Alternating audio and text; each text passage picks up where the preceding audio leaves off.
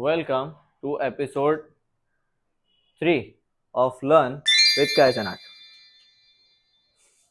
Hey, hello everyone. So in this episode I am going to teach you कि हमें resin में pigments को कैसे correct way में उसे mix करना है. Okay, so this is a small sample which I am going to show you in कि यहाँ पे resin में हमने जो quantity ली हुई है, usually जितना भी quantity हम लेते हैं तो डायरेक्ट जब हम इसमें पिगमेंट्स मिक्स करते हैं तो it gets a little difficult for us to mix it properly और हमें थोड़ा ज़्यादा एफर्ट डालना पड़ता है and it is not very much visible कि रेजिन में पिगमेंट अच्छे से मिक्स हुआ है कि नहीं, उसमें यूजुअली लम्स रह जाते हैं.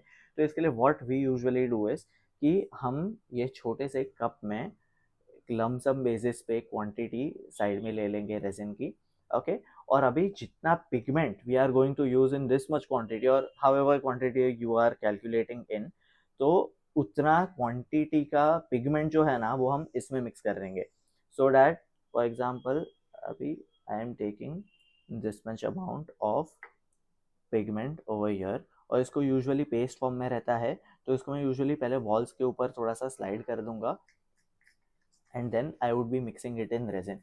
अभी what happens here is कि यहाँ पे जो छोटा क्वांटिटी है ना, तो छोटे क्वांटिटी में हमें मिक्स करने को भी आसानी हो जाती है और थोड़ा कन्वीनियंट हो जाता है process.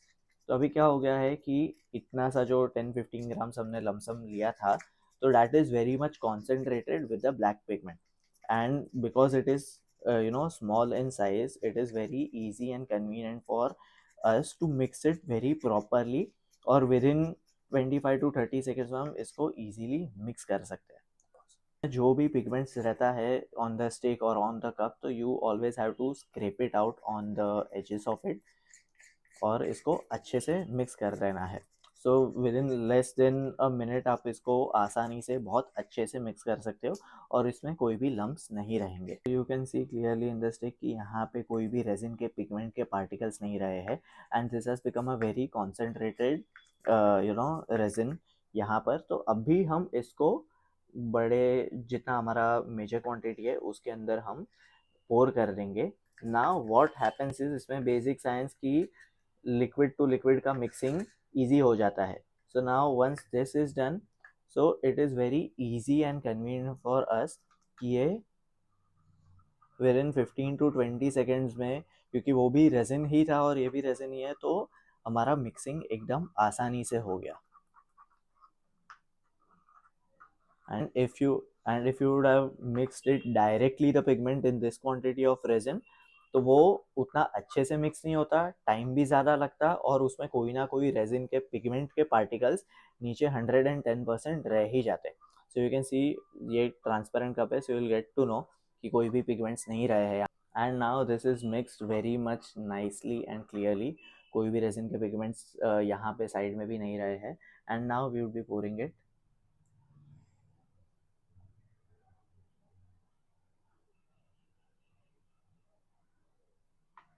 And you would be able to scrape it out nicely. And now once you scrape it out you will get to know कि रेजिन के कोई भी नीचे पार्टिकल्स, रेजिन के पिगमेंट के कोई भी पार्टिकल्स इसमें नहीं रहे हैं.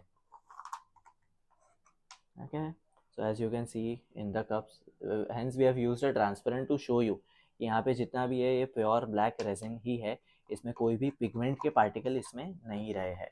So this is the technique which you have to use to mix your pigments. जितना बड़ा क्वांटिटी होता है उतना ज़्यादा आपको पिगमेंट यूज़ करना है but always do it in a smaller cup so that it is easy and convenient for you to mix it.